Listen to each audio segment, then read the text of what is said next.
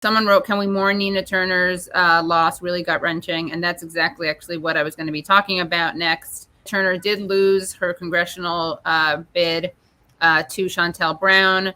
It was a case where Nina Turner was winning.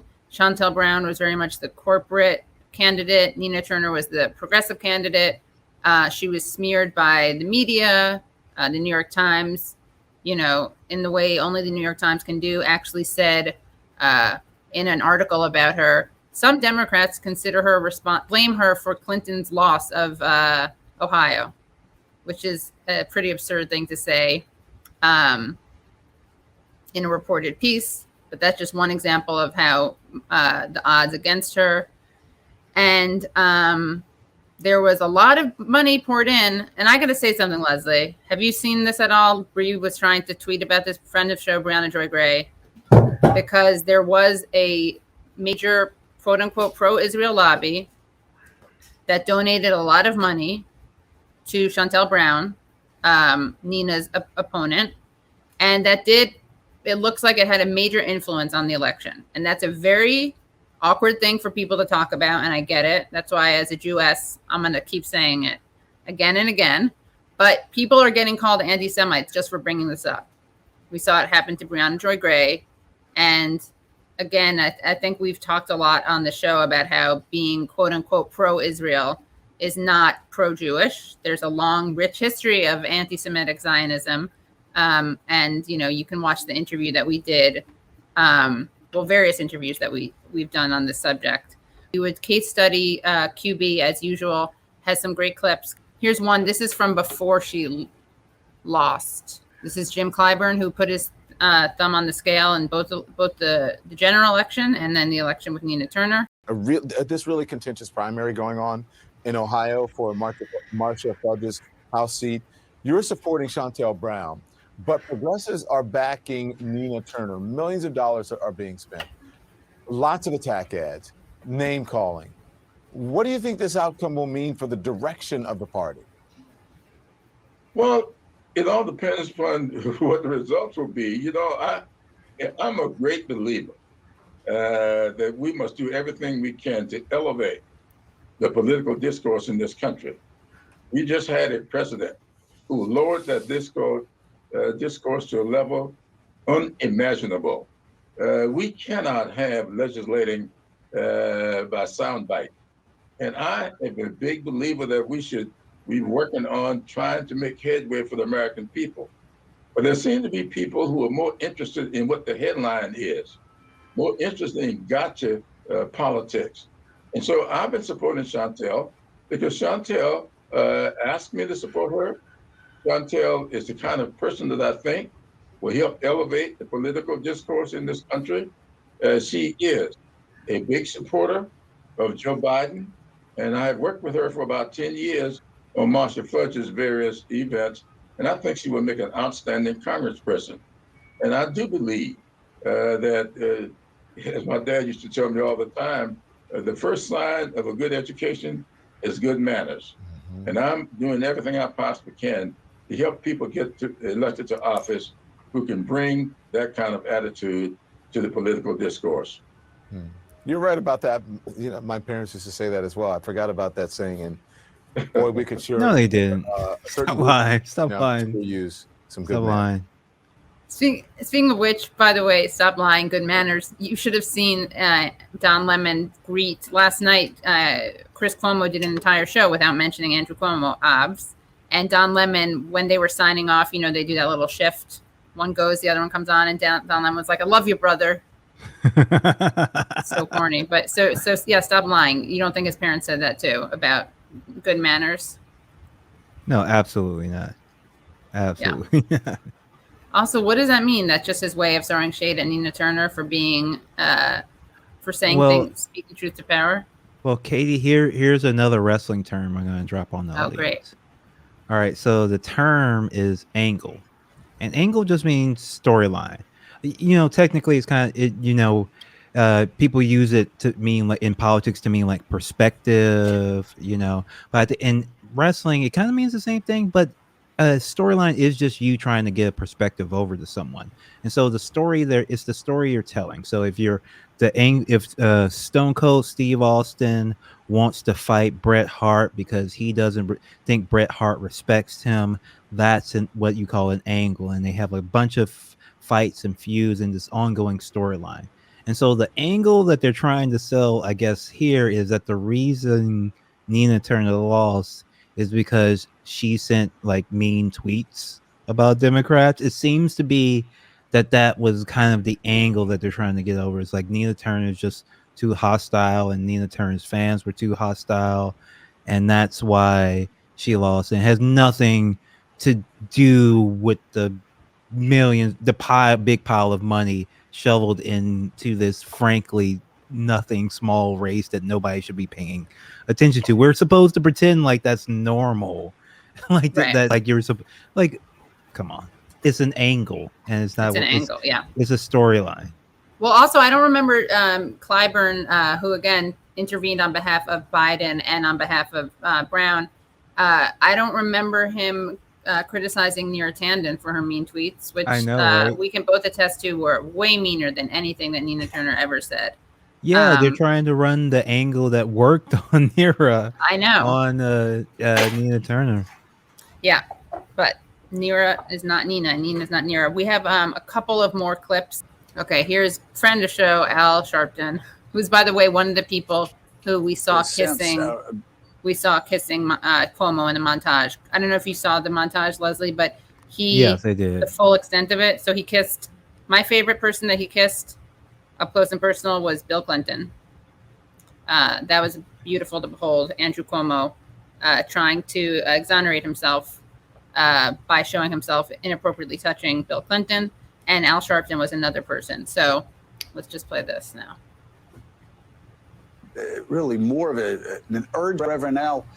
You're starting to sense really more of an urgency among Democrats to start following the guidance that you've been given on this program for a very long time. And that is just say no to latte liberals and get common sense. Latte liberals? Is this 1997? It is clear that there's a sense of urgency and a sense of you cannot continue to be intimidated by people that are not speaking on behalf of the people you represent. Hakeem Jeffries is a progressive. He's a prudent progressive. Jim Clyburn is a progressive, a prudent progressive. But for people to try and act like that the most extreme and offensive and insulting kind of name calling makes them a progressive when they're doing it against people that had to fight to get into the mainstream. The Bernie Bro angle. Jim Clyburn was born in the mainstream. Here's a man who went to jail, him and his wife, fighting segregation. And here you have some trust fund babies Al Sharpton, telling him how to be one a of the fighter. most hated black men in what America, we're talking trying to about deal with how we have to turn down the rhetoric. White people hated you. You should have went away in like 1989 if you actually believe what you're saying. They speak to communities. Yeah. And like the idea that like, oh, you have to tone down your rhetoric, like that, he never did that until like MSNBC gave him a regular job. Yeah, he used to get into like fist fights with people on like the shows in the 90s. Yeah. He built his name on sensationalism and get in front of cameras. And yes, Clyburn did do important stuff during the civil rights movement. That's true. And he's also the biggest recipient of big farmer donations in all of Congress. So, you know, you can have, people are complex and they have history, and you can do good things and you can also do bad things. So, and Sharpton is probably, I mean, I like Sharpton's, we should do some of these workouts, Leslie. He goes on Instagram and he gives inspiring workout talks. We should watch them. But he's not the most, I mean, he's done a lot of good stuff. He's a very morally complicated person. Let's put it that. And somewhat opportunistic, one could say, if they were really being understated. They act like Jim Clyburn was born in the mainstream. Here's a man who went to jail, him and his wife, fighting segregation. And here you have some trust fund babies telling him how to be a fighter. And I think that that's what we're trying to deal with in terms of these messages that we're getting in all of these elections. Who's the trust fund baby? I think we're talking about Nina Turner, right? Yeah, I don't know what that. I have no idea what they were talking about. Like people who don't know the community. The trust fund, latte liberals and trust fund language is something we hear a lot about socialists, right? This narrative that anyone who believes in progressive policies is some kind of spoiled brat. A lot of the latte liberals, as I call them, act like we're what is it, that blacks in South Carolina are stupid? Or are they saying, no, we're voting our interests what are practical? You can't, in race after race after race, see the majority of black voters, particularly black women, brown voters, vote against a lot of what they're talking about and act like for some reason they don't have enough sense to rise to their intellectual level. No, maybe they reject it because they have to practically raise families in situations that are disadvantaged and disproportionately not getting the goods and services that other communities are getting. And they rather have practical, prudent, progressive politicians rather than people that want to dream at their expense. This is the other angle, that the reason, like, if progressive loses a race, that's because the voters, who are just a fraction of the people who live in the community, Thank you very much. are super geniuses who speak for the entire community. And it's literally racist to say that once a politician is elected that they're a bad politician, or that another politician might have been better. Right. Or just had better policies. Yeah, and also, what are these policies that are so fringe? Because, sorry, but all these policies, Medicare for All, which was that Nina Turner supported, those do well. And black communities as an aggregate are more supportive of single payer than white communities. Like, that polls very well. So, obviously it's not a monolith, but I mean, I'm sorry. and it's silly to even talk about votes. Like, who wins most races? Whoever gets the most money. Of course, a ton of money came in to defeat Nina Turner. If that money hadn't come in, Nina Turner would have won. Right. Why did this woman even run against Nina Turner in the first place?